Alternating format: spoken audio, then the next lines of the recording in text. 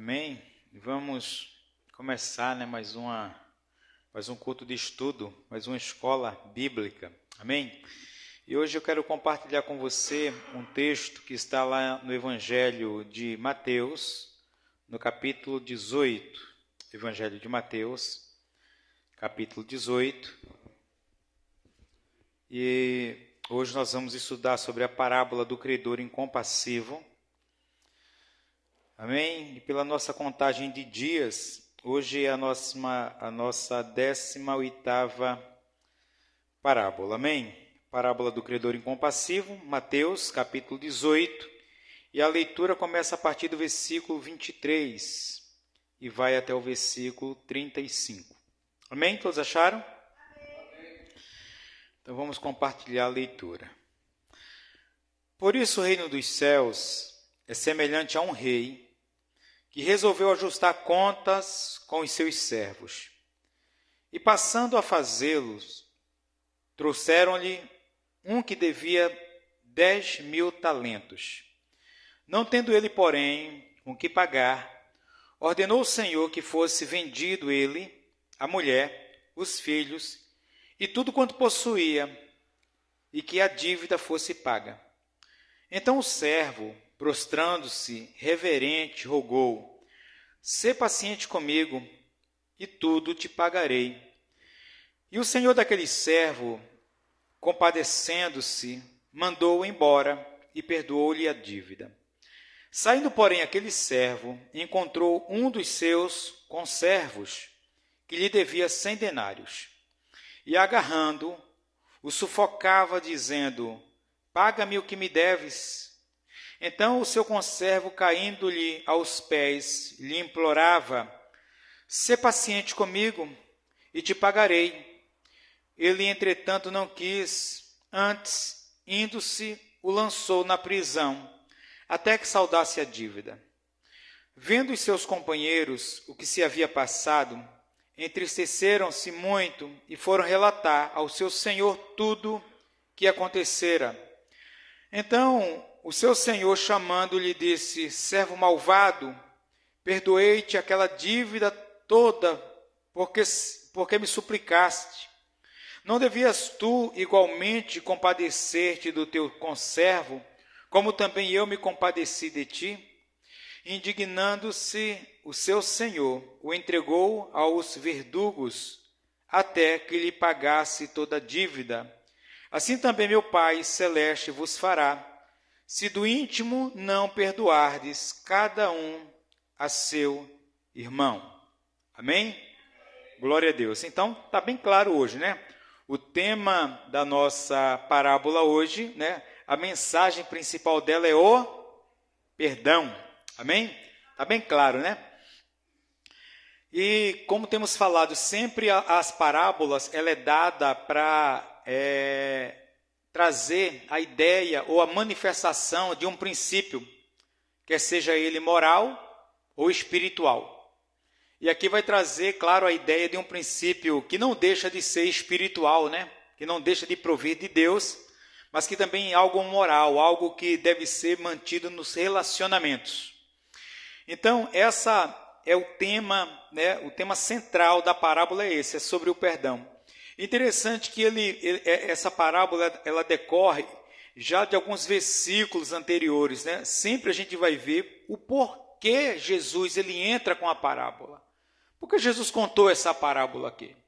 Ela se faz necessária, se você pegar desde o primeiro versículo do capítulo 18, Jesus já começa a entrar num clima ali de ensinamento, num clima sobre o perdão, sobre a humildade, E quando chega a partir do versículo 15,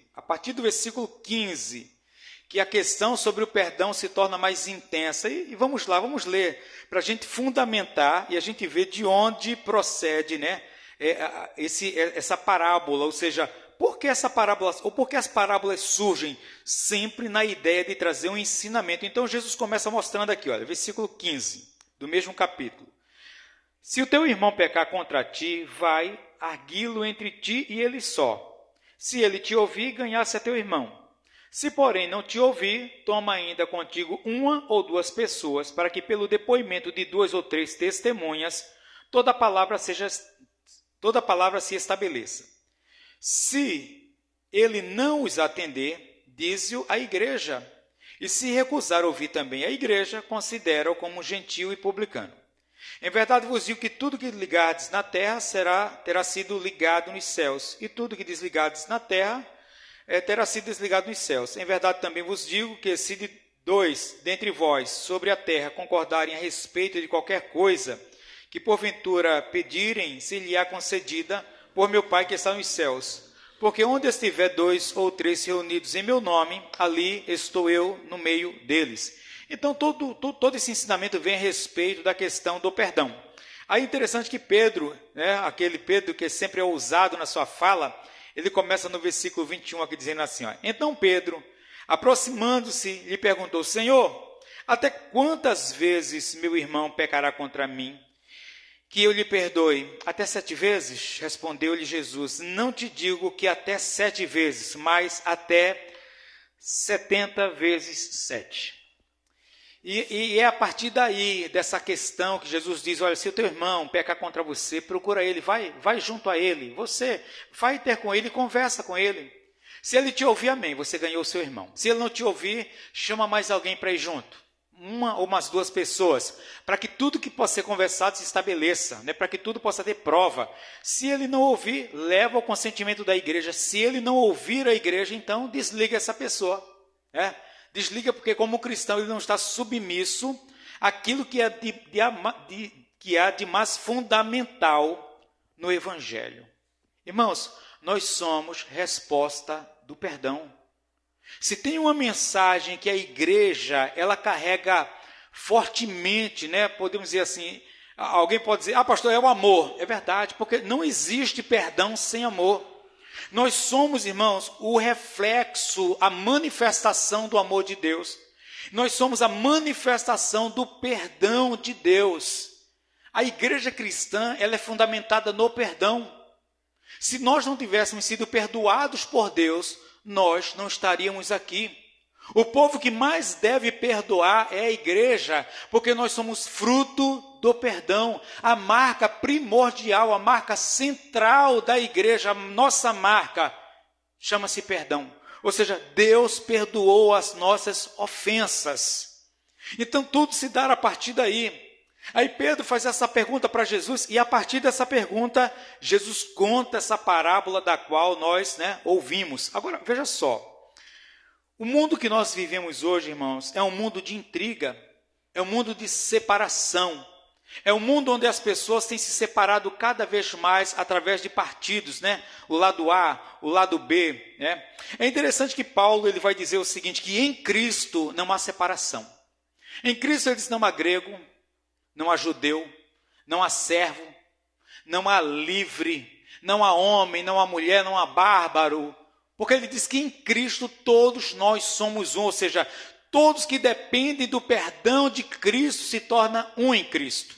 Então veja que a mensagem do Evangelho não é uma mensagem que separa de forma alguma, mas é uma mensagem que nos une todos debaixo do perdão de Deus, através de Cristo.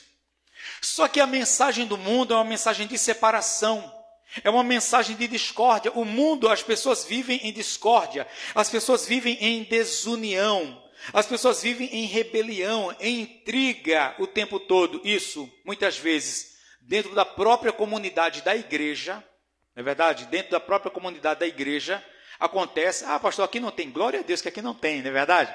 Mas, muitas vezes, irmãos, acontece, não é verdade? A pessoa diz assim, na igreja não existe, irmãos, porque a igreja é composta de pessoas humanas, que muitas vezes estão sendo tratadas ainda, e muitas vezes há discórdia, há divergência, muitas vezes há intrigas, muitas vezes há guerras, não é verdade? Paulo, quando escreve aos Coríntios, a igreja de Corinto estava em guerra, estava em pé de guerra, quando uns diziam, eu sou de Pedro, eu sou de Paulo, eu sou de Apolo, eu sou de Jesus, e todo mundo tinha seus partidos ali dentro, ou seja, era uma igreja separada, e não era uma unidade.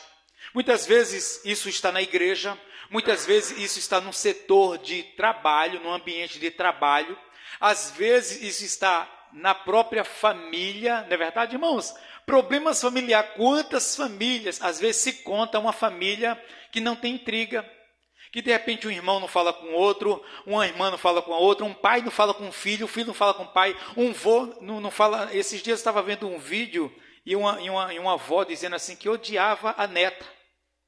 E a gente vê esse tipo de coisa, não, mas eu odeio fulano, né? E é da própria família, mas fez o que? Nada.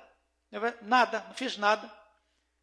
E às vezes a gente vê esse tipo de rebelião, esse tipo de separação, de divisão, dentro de casa, ambiente de trabalho, na sociedade, na escola, na igreja, em todos os lugares. Aonde há relacionamento, é possível existir, né? Separações, intrigas, lutas, rivalidades, rebelião e tantas outras coisas a mais que separam as pessoas. Agora, a pergunta é a seguinte que eu vou fazer aqui.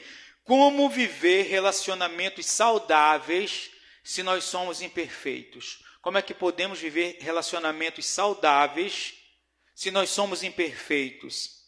Irmãos, a resposta é só uma: perdoando. Perdoando. Não há como, irmão, todo relacionamento, dentro dele cabe o perdão. Se não houver perdão dentro do relacionamento, ele se acaba. O perdão é o meio legal que Deus criou para restaurar a comunhão.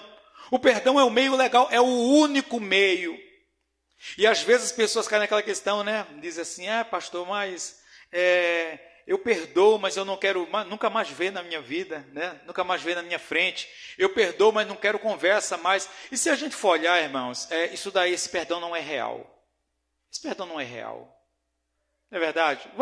Vamos pegar no pé da palavra o perdão, porque veja só, vamos ver o perdão de Deus. Deus nos perdoa e diz assim para nós, mas também eu não quero conversa com você. Eu te perdoo, mas eu não quero papo com você. Eu te perdoo, mas não quero te ver nunca mais. É assim que Deus nos trata? Sim ou não? Não. Como é que Jesus ele fala para a gente aqui? Nós lemos isso domingo, mas vamos reler novamente, porque cabe dentro dessa palavra. Vamos lá em Mateus, aqui no mesmo evangelho, lá no capítulo 7, ou melhor, no capítulo 6, e o versículo 14 e o versículo 15. Não esquece de deixar teu marcador, tá? No capítulo 18, irmãos. Sempre deixa a Bíblia aberta no capítulo que a gente esteja estudando, ou pelo menos um marcador lá. Então, Mateus 6, 14 e 15. Porque se perdoardes aos homens as suas ofensas, também vosso Pai Celeste vos perdoará. Se, porém, não perdoardes aos homens as suas ofensas, tampouco vosso Pai vos perdoará as vossas ofensas. Agora, veja só o que aqui ainda fala o versículo 12. E perdoa-nos as nossas dívidas, assim como nós temos perdoado aos nossos devedores. Então, se eu perdoo aquele que me deve, no contexto de dizer eu perdoo, mas nunca mais quero vê-lo, então eu estou dizendo, Deus me perdoa com esse mesmo perdão. Me perdoa com esse perdão de dizer que me perdoa, mas o Senhor não quer relacionamento comigo. Então veja que a medida do perdão que nós damos é a medida do perdão que nós queremos, ou a medida do perdão que nós recebemos é a medida do perdão que nós devemos oferecer. Então a resposta para viver relacionamentos saudáveis é através do perdão, meu irmão. Porque, olha, às vezes a pessoa fala assim, mas as pessoas me magoam tanto. Irmãos, mas nós também magoamos as pessoas. Nós ferimos também as pessoas. Quem já foi magoado por alguém aqui, levanta a mão. Quem já foi magoado uma vez só na vida que seja, uma vezinha só. Irmão, amém. Tem gente aqui que nunca foi, Jesus, glória a Deus. Amém, amém. Porque é impossível, irmão, você nunca ser magoado por alguém. É impossível. Às vezes, até a gente certa, a gente é magoado por alguém. Não é verdade? Então, e muitas vezes agora se coloca no inverso disso. Se você foi magoado, certamente você magoou alguém também já. Você também magoou, não é verdade? E quando acontece a mágoa, quando acontece essa ferida, esse débito, essa falha, a única maneira sensata de resolver é através do perdão. Quanto mais tempo um relacionamento durar, mais perdão ele acumula. Mais perdão. Irmão, quanto tempo você tem de casado? Eu tenho 20. Tem 20 anos de perdão nessa história. Eu tenho 30. Tem 30 anos de perdão nessa história. Irmãos, quanto tempo você tiver de relacionamento há de perdão nessa história? Porque se não fosse assim, nenhum relacionamento subsistiria. O que acontece muitas vezes, as pessoas que viram a cara para as outras, ficam inimigas, na verdade, e nunca mais querem ser irmãos. Quantos depoimentos de pessoas que disseram assim, olha, na minha juventude eu tive uma briga com meu pai e nunca mais eu falei com ele. Eu vi um depoimento esses dias aí atrás de uma pessoa que ela tinha brigado com o seu pai, era uma mulher, uma jovem até então, e ela tinha brigado com seu pai na sua mocidade. E passou-se os anos, ela se tornou já uma mulher adulta, né? Uma senhora, o pai envelhecendo, e ela aceitou a Jesus como Senhor e Salvador. E ela disse, eu não posso continuar de forma alguma com essa inimizade. E ela foi na casa do pai, pediu perdão, e houve aquele choro, houve aquela reconciliação. Ele aceitou Jesus, ele dormiu no Senhor, glória a Deus. Mas fica-se aquela questão, quanto tempo perdido de um relacionamento? E o que a gente vai aprender aqui, irmãos, é que às vezes o que separa as pessoas são coisas mínimas. Por maiores que pensamos, são coisas mínimas. Então vamos lá, vejamos. Essa lição, ou essa parábola, a primeira coisa que ela nos ensina, irmãos, é a respeito do perdão de uma dívida impagável. Não é à toa que Jesus ele dá dois valores. O primeiro valor do primeiro servo é de 10.000 talentos. Ainda que a gente não consiga precisar exatamente a quantidade disso, não é isso que importa. O que eu quero deixar aqui claro é o seguinte, que a dívida desse homem era uma dívida muito alta. Ao ponto que, mesmo que ele vendesse ele fosse vendido a sua esposa, fosse vendido seus filhos, fosse vendido seus bens, ainda não seria o suficiente para pagar também a dívida. Então Jesus fala, esse homem tinha uma dívida com o rei de 10.000 talentos. Algumas pessoas vão dizer que era equivalente a 170 toneladas de ouro. Outras pessoas vão dizer que a Galileia, ela na época, ela faturava 30 toneladas, ou 30 talentos, 3.000 talentos. 3.000 talentos era o faturamento da Galileia, né? Alguns estudiosos falam, esse homem devia 10.000 talentos. Era uma dívida intensa, uma dívida muito grande. Era uma dívida impagável. Bom, e esse rei, ele usou da sua justiça, porque ainda que fosse algo severo, mas era algo bíblico, dentro do contexto bíblico. Você lembra daquela viúva que procura o profeta dizendo, Senhor, o meu esposo, ele te servia e ele morreu e deixou uma dívida. E agora os credores estão batendo na minha porta, né? E estão querendo levar meus filhos para que a gente sejam vendidos para pagar a dívida. E é quando o profeta diz, olha, o que é que você tem em casa? E ela diz, Senhor, eu não tenho nada, mas você não tem nada mesmo? Ah, eu tenho um pouco de azeite. E a história você conhece, não é verdade? Mas aquela mulher e seus filhos seriam vendidos.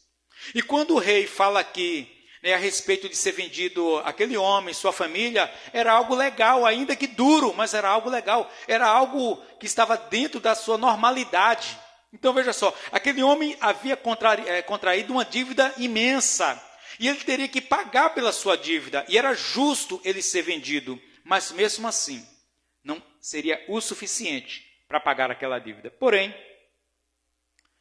a Bíblia fala que esse homem, ele se ajoelha, né? Ele se ajoelha diante daquele rei, ele se ajoelha diante dele, ele roga, ele reverencia e diz o seguinte, seja paciente comigo, tenha paciência comigo, que eu vou te pagar tudo.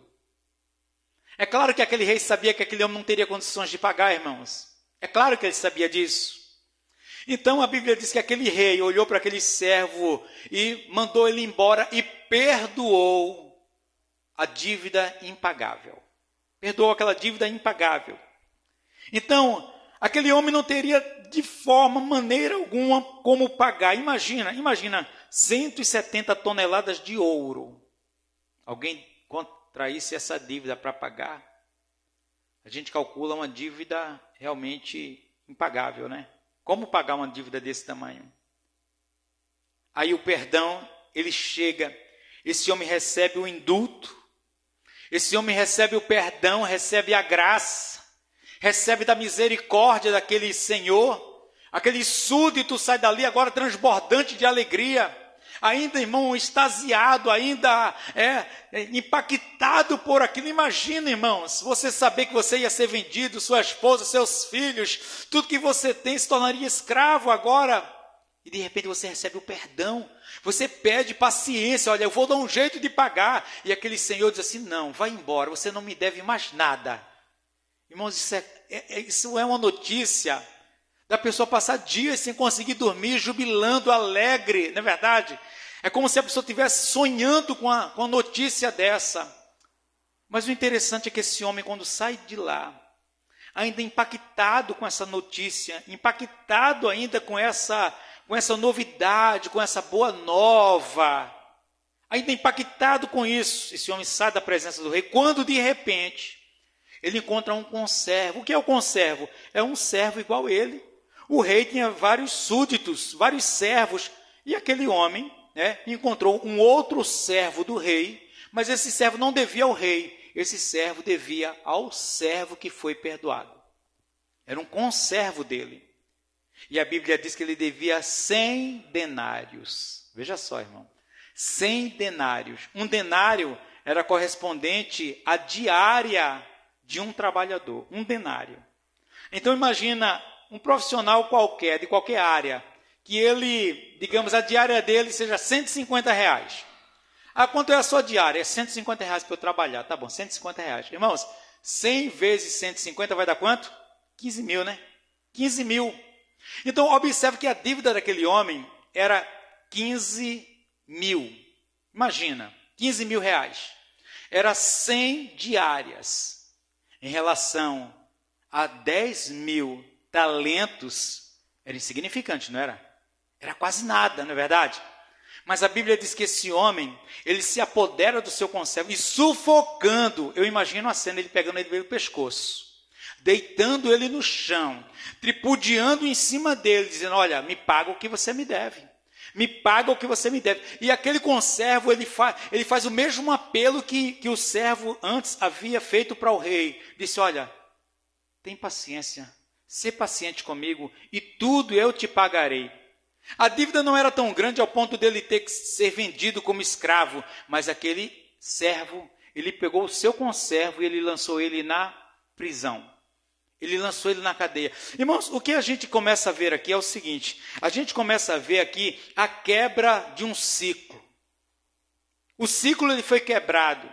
Observa só, a gente falou aqui no domingo, e eu vou voltar a falar, porque o assunto ele está interligado. Veja só, Deus não nos pede nada que primeiro Ele não tenha nos dado. Esse é o conceito, e isso é real. A Bíblia vai dizer que Deus não nos prova além das nossas forças, da nossa capacitação, além do que a gente possa suportar, da melhor forma colocando. Deus não nos prova além do que nós possamos suportar. E ainda quando a gente acha que não vai suportar, de alguma forma estamos suportando. É verdade? Deus não vai nos provar além disso daí. Então Deus só nos dá coisas que possamos oferecer. Então Deus nos dá perdão. Deus nos perdoou. Ou seja, veja só, irmãos, quando nós entendemos o conceito do amor, o conceito do perdão, o conceito da misericórdia, o conceito da graça, ou melhor, vamos colocar o princípio, seria melhor. Se a gente entende o princípio do amor, o princípio do perdão, o princípio da misericórdia, o princípio da graça, se você entende isso e recebeu e vive isso, você tem espontaneidade para servir. Se você foi constrangido um dia pelo amor de Deus, você consegue amar. Se você foi constrangido pela graça de Deus, você usa de graça com as pessoas. Se você foi tocado pelo perdão de Deus, você vai conseguir perdoar também. Então veja só, é sendo curados para curar, sendo sarados para sarar. É assim que acontece. Então aquele homem ele quebra o ciclo. Por quê? Porque ele recebeu do rei um indulto, perdão. Um grande perdão ele recebeu. E quando mais na frente, o que é que ele deveria fazer? Passar a mesma coisa. Ele deveria perdoar da mesma forma, para se cumprir dentro da oração: Pai, perdoa-me como eu tenho perdoado os meus devedores. Observa que aquele homem devia agora para ele só 100 diárias, 15 mil reais. E se ele parcelasse de alguma forma, aquele homem pagaria, ou melhor, perdoasse, porque a dívida dele, irmão, tinha sido imensurável. Mas ele quebra o ciclo. Agora veja só, quando nós quebramos o ciclo, irmãos, quando nós quebramos a corrente para frente, a tendência é ela arrebentar para trás também. Porque no mesmo momento que aquele servo deixou de perdoar o seu conservo, houve uma consequência também sobre a vida dele, das suas atitudes. Ou seja, a falta de perdão gerou uma consequência danosa na vida dele. O que foi que aconteceu? A Bíblia diz que os seus companheiros, vendo aquilo que estava se passando, ficaram tristes. Por quê? Porque as pessoas sabiam do que tinha acontecido. As pessoas viram, presenciaram, imagina, havia testemunhas ali. Imagina os comentários: nossa, está vendo aquele homem lá? Olha como ele foi perdoado. Olha como o rei perdoou a ele. Puxa, todo mundo de repente alegre. Quando de repente esse homem encontra seu conservo e apronta com ele lá, então as pessoas que viram ficaram tristes, dizendo: poxa, ele deveria perdoar também. Ele deveria amar essa pessoa também. E só que eles foram e levaram para o rei, para o seu senhor. E chegaram lá, contaram. Eu imagino aqueles homens entrando diante do rei e dizendo assim: olha, rei, lembra aquele servo que saiu daqui agora há pouco da sua presença? Ah, sim, aquele que eu perdoei lá 10 mil talentos. Sim, esse mesmo, senhor. O senhor não sabe o que aconteceu. Tem um conservo dele que estava devendo para ele 100 denários. E ele espancou esse homem. E ele julgou esse homem. E ele mandou prender esse homem. E ele está preso lá. Aí o rei olhou assim e disse: é verdade, então manda trazer esse servo à minha presença novamente. E a consequência se dará aí, irmãos. Quando ele quebrou a corrente para frente, ela quebra para trás também. A consequência vem sobre a vida dele. E o rei chegou e disse assim: puxa, é verdade que você fez isso? Veja só o que você fez. Você é um servo, a expressão que a Bíblia usa aqui a respeito dele.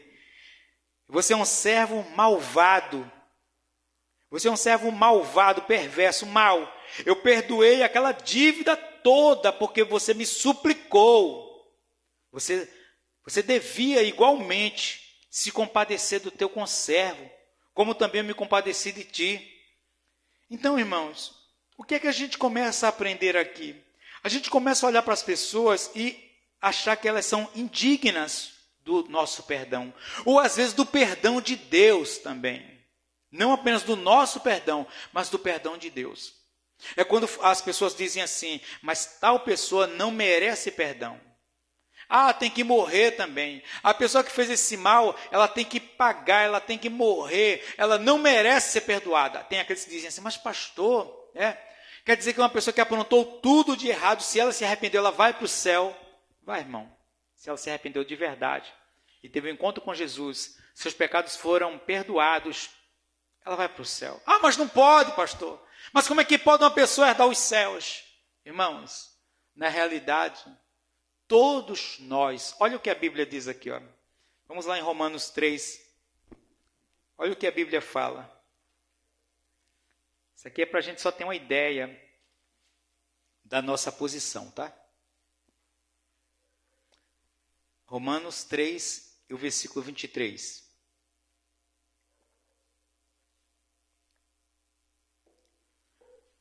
Pois todos pecaram e carecem da glória de Deus. Algumas versões vão dizer por quê, né? Porque todos pecaram e carecem da glória de Deus. Irmãos, o texto aqui fala alguns. Uma boa parte. Fala o quê? Todos.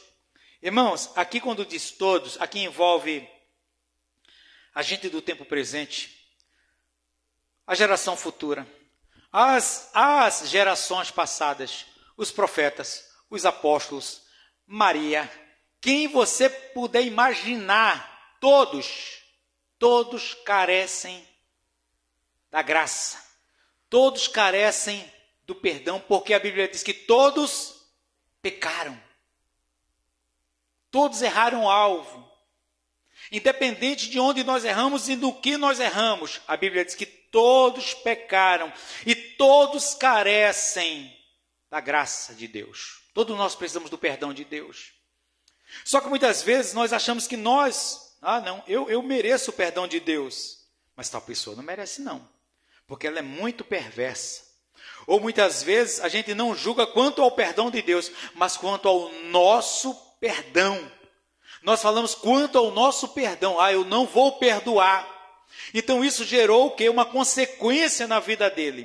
Não é verdade? Uma consequência. E vamos ver isso mais para frente, mas veja antes. Quando Pedro pergunta para o Senhor, Senhor, até quantas vezes nós devemos perdoar as pessoas? Alguns estudiosos vão dizer que um bom religioso, ele perdoava 3 vezes. 3 vezes, né?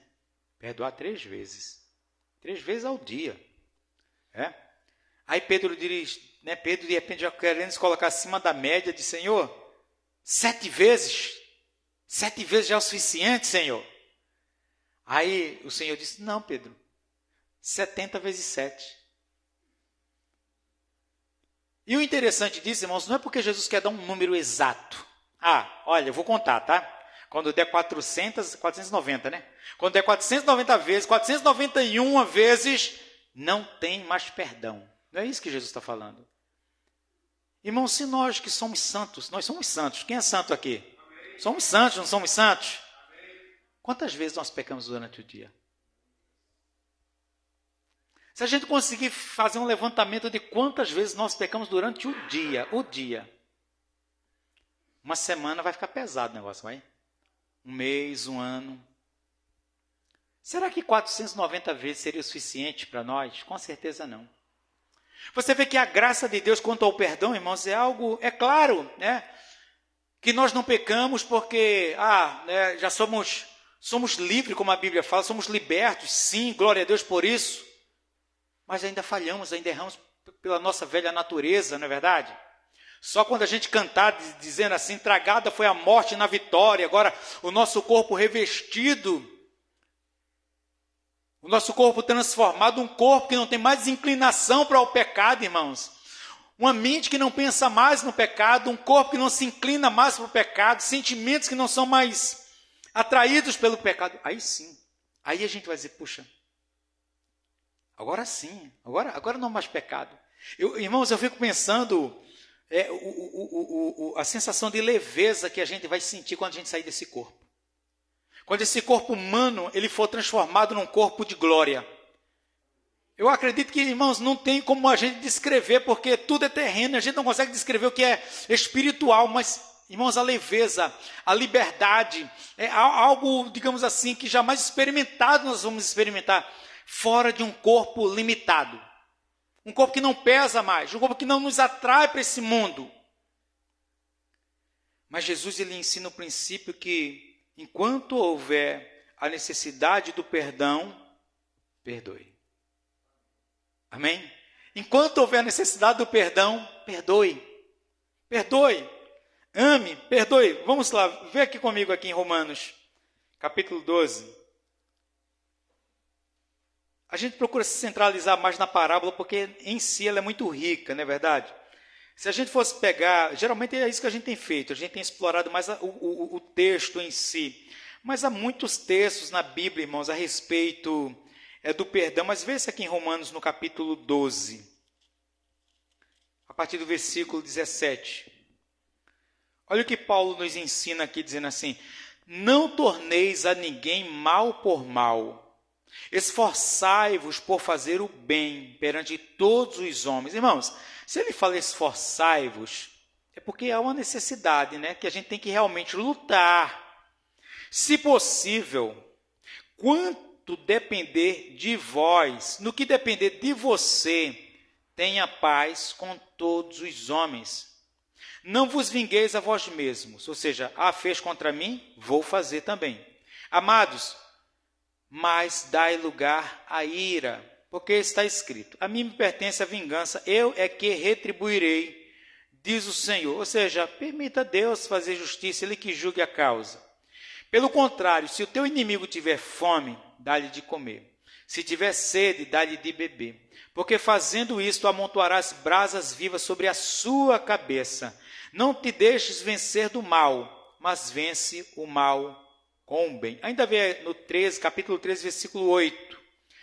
A ninguém fiqueis devendo coisa alguma, exceto o amor, com que vos ameis uns aos outros, pois quem ama o próximo tem cumprido a lei. Mas veja só, irmãos, quando nós damos para a pessoa aquilo que ela não merece, ou seja, alguém aprontou com você, e de repente, quando ela precisa de você, você vai e serve do melhor. O que é que acontece? Você vai amontoar brasas na cabeça daquela pessoa, ou seja, ela não vai entender nada. Ela não vai entender nada, ela vai dizer, mas como é que pode? Eu só fiz o mal a essa pessoa. Eu só desejei o mal dela o tempo todo.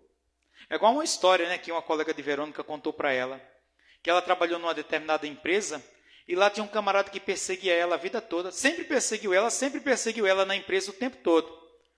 Passou-se o tempo, ela saiu de lá, nunca mais teve contato, e uma vez esse camarada terminou entrando na casa dela por intermédio de um parente dela, né, do sobrinho dela. E o camarada estava num estado de vida terrível já, né? Vivendo uma vida totalmente terrível. Mendigo, né? E ele entrou lá na casa dela através desse sobrinho. E lá ela reconheceu ele. E lá ele ficou constrangido por ela ter recebido ele na sua casa, ter tratado ele bem. E lá ele confessou para ela, né? Falou a respeito dessa questão. Isso é interessante, irmão. Certamente a cabeça daquele homem naquele dia saiu amontoado de brasas, sem entender, pensando assim, meu Deus, eu persegui tanto essa mulher, e hoje ela me serve. É exatamente isso que a Bíblia está dizendo, irmãos. A questão do 70 vezes 7 é o seguinte, enquanto for preciso, perdoe. Perdoe porque o perdão maior nós já recebemos, irmãos. Se nós não tivéssemos recebido o perdão da parte de Deus, nós estaríamos sido condenados, sentenciados à morte, ao desprezo eterno, mas recebemos o perdão da parte de Deus. Se você recebeu, perdoe. O mundo vive como vive por falta de perdão. As famílias deveriam trabalhar mais a questão do perdão dentro de casa. As famílias deveriam ensinar mais para os seus filhos, para os seus netos, a não guardar ressentimento, ódio, mágoa, rancor, porque o último tópico que nós vamos ver aqui, irmãos, é que a falta de perdão produz tormento. Irmãos, todo aquele que não perdoa, ele é atormentado por algo na sua vida. E isso está aqui, olha, vê o versículo 34, vamos ver o texto. Capítulo 18, versículo 34, e ele diz assim, e indignando-se o seu senhor, o entregou aos verdugos, até que lhe pagasse toda a dívida. Você sabe o que é o verdugo, irmão? Atormentador, é um carrasco.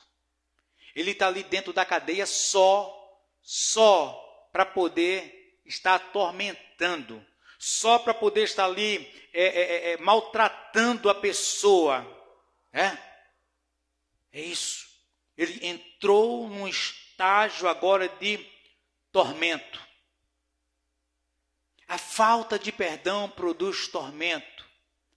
A falta de perdão produz doença, ressentimento, enfermidade. Toda vez que eu falo do perdão, eu lembro de um episódio que aconteceu comigo. Uma vez estava na casa de uma irmã que congregou aqui conosco, a irmã Marluz. E a gente estava lá com alguns irmãos fazendo um culto. E no meio do culto, já do meio do culto para o término do culto, entrou uma vizinha dela que ela havia convidado. E de repente essa mulher entrou. Era baixinha ela, era baixinha, os olhos bem claros, né? Acho que era verde os olhos dela. Loira, uma senhora já de idade. E ela entrou, ficou no canto da parede e eu pregava sobre o perdão nessa noite. E com certeza Deus tinha preparado aquela noite para ela. E ela ficava me encarando com aquela cara brava lá o tempo todo. E quando de repente ela disse assim, no meio de tudo, disse assim, pastor, eu posso fazer uma pergunta? Eu disse, pode. Eu ia dizer que não pode, né? Eu disse, pode. Aí ela disse assim, Como é que eu vou perdoar uma pessoa que me maltratou a vida toda? E ela descarregou e ela falou um monte de coisa. E isso era referência ao companheiro dela, ao esposo dela. De brigas, de lutas, de coisas de muitos anos. E ela falando, e eu disse, meu Deus, o que é que eu digo agora para essa mulher, né? Eu tenho que falar algo certeiro no coração dela, eu não posso, né? Eu tenho que atirar de uma forma certeira. Enquanto ela falava, eu e Neemias, ligado com o céu, dizendo, Senhor, traz uma palavra, Senhor, para trazer para essa mulher. E quando ela terminou, e como quisesse, e aí, o que é que o senhor diz agora? Aí eu disse assim, sabe qual é o problema de quem não perdoa? Ela olhou para mim e disse assim, quem não perdoa é egoísta, porque ele acha que ele está fazendo bem para o outro. A senhora acha que está fazendo bem para ele se a senhora perdoar. A senhora não vai estar fazendo bem para ele, não. A senhora vai estar fazendo bem, em primeiro lugar, para a senhora. Aquela mulher ficou desarmada, desmontada ali naquele momento. Irmãos, e é pura verdade isso. Geralmente nós temos a ideia do perdão como uma coisa libertadora para o outro. Uma coisa que vai resolver o problema do outro. Não, o texto me diz que por falta de perdão, aquele homem passou a viver atormentado, até que ele pagasse a sua dívida. Agora me diz uma coisa, se aquele homem livre, ele não tinha condições de pagar a sua dívida, imagina agora aquele homem preso e sendo atormentado dia e noite, ele teria condições de pagar a dívida dele? Certamente que não. Então veja a consequência das coisas que nos levam, e às vezes a gente pensa que não. Agora, qual a aplicação disso para a nossa vida? É justamente essa, irmãos. A nossa dívida com Deus, a minha dívida, a tua dívida, que por mais você diga assim, pastor, a minha dívida era pequenininha com Deus, eu não devia muita coisa não. Irmãos, por menor que fosse a tua conta com Deus, ela era o suficiente para que você fosse condenado à perdição eterna. Por menor que fossem os meus delitos, por menor que seja o que fossem eles, já seria o necessário para que eu fosse condenado, porque o que foi que a Bíblia falou para nós aqui? Paulo falou em 3:23 de Romanos, porque todos pecaram e todos necessitam da graça de Deus, do perdão de Deus, todos nós. Então, irmão, todos nós tínhamos um débito, uma conta muito alta mesmo. Impagável. Impagável por quê? Porque ainda que você morresse, ainda que você desse todos os bens que você tem, ainda a Bíblia diz, ainda que o homem desse todos os bens que há na terra, ele não poderia comprar uma alma sequer. Cessariam seus recursos. É isso que a Bíblia diz. Já pensou, irmãos? Nós valemos mais do que o mundo todo. Um só de nós vale mais do que o mundo todo. E em contrapartida, um só de nós tínhamos pecado suficiente para ser condenados. E nada do que eu fizesse, nada. Aquele homem recebeu o perdão dele como? Pagando alguma coisa? Negociando? Não. Ele recebeu o perdão, sabe como? Através da humildade que ele chegou diante daquele Senhor e disse, tenha misericórdia, ser paciente comigo. E aquele Senhor usou de graça e misericórdia com ele e disse assim, olha, vai embora, eu te perdoo. É da mesma forma para conosco o contexto e a aplicação, irmãos. Esse homem representa eu e você. Esse primeiro servo que entrou na presença do rei com essa dívida muito alta, representa a gente. Representa o nosso relacionamento com Deus. O primeiro homem é o relacionamento do homem com Deus.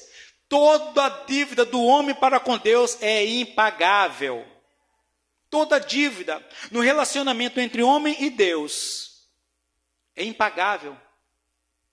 Tanto é que a Bíblia diz que Deus enviou o seu Filho para poder cumprir a sentença de morte no nosso lugar. Ele que pagou para nós. Ele pagou por mim e por você. O alto preço foi pago por Ele mesmo. Então, irmãos, toda a dívida do homem para com Deus é imensurável, é impagável. É pela graça que nós somos salvos. O perdão vem da parte dEle. A dívida é impagável. Agora, a segunda dívida era impagável? 100 denários. 100 denários. 100 diárias. Irmãos, qualquer um de nós paga essa dívida de 15 mil reais aqui. Por mais pobre que a gente seja. Se passa a ler esse negócio aí algumas vezes, dá para a gente pagar. Dá ou não dá? Dá ou não dá, irmão? Se você tivesse uma dívida de 15 mil, e o camarada diz, me paga, pago. Como é que você pode pagar? Eu posso pagar de 300. Mas pagava. Pagava ou não pagava? Pagava. Não é verdade? Pagava. Dava para pagar. Agora, 170 toneladas de ouro. Tem como pagar esse negócio? Não tem não.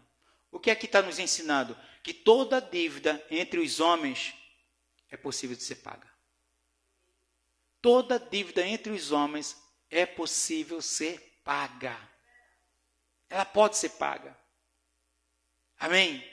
Nós podemos negociar, nós podemos chegar num acordo, nós podemos conversar a respeito. Essa é a aplicação, e daí tá, irmãos. Se no meu relacionamento com Deus, a minha dívida era impagável, e ele sanou, e ele me perdoou, ele me deu o indulto. Aí a pergunta é, por que não perdoar o próximo?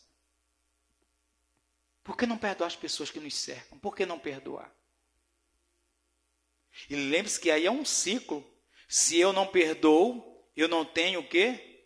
Paz. Eu não tenho o perdão, porque a falta de perdão produz tormento. Há pessoas, irmãos, hoje em dia, doentes. Muitas vezes as pessoas sofrem de doenças. Muitas doenças hoje, elas são consequência de um emocional. Eu ouvi algo interessante, né? Eu gosto sempre de estar ouvindo, estudando, pesquisando. E eu ouvi de muitas coisas boas que a gente ouve. Eu ouvi um pastor falando assim: a parte mais difícil que nós trabalhamos para conosco é o nosso emocional. O espiritual, estamos na igreja, glória a Deus, aleluia, pá. O nosso físico sente uma dor, a gente corre para o médico, cuida. Mas a maioria das pessoas tem dificuldade de cuidar do seu emocional. E é aí onde pega. Aí vem as depressões, o pânico, o medo, a angústia. As pessoas trazem uma carga tão pesada e negativa de um passado, às vezes, que elas não são culpadas de terem esse passado, mas tiveram.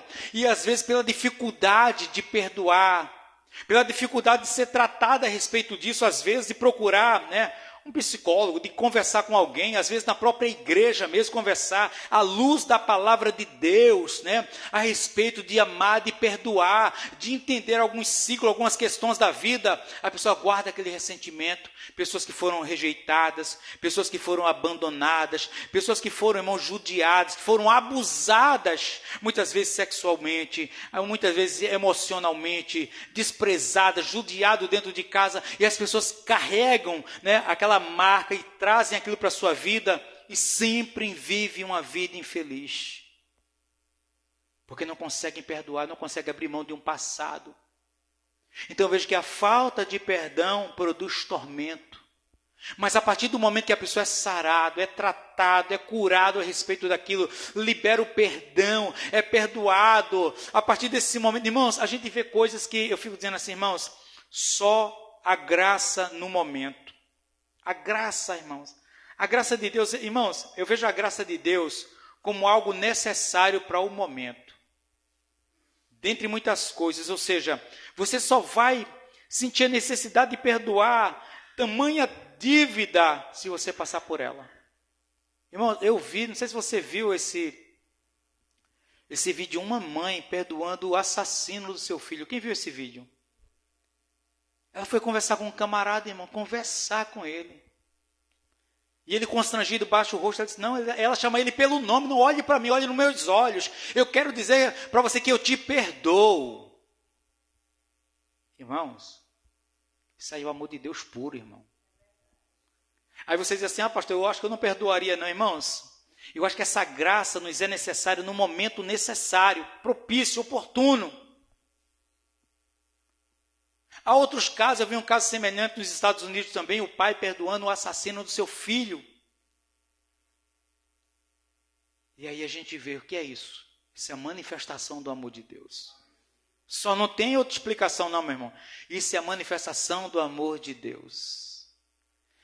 Se Deus nos perdoou a todos nós que cremos em Cristo Jesus, não é verdade?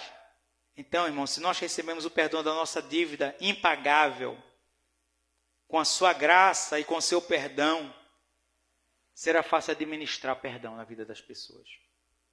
Amém?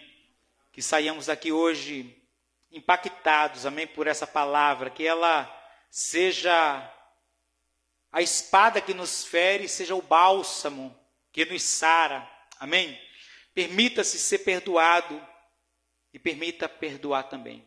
Amém? No nome de Jesus, vamos colocar de pé.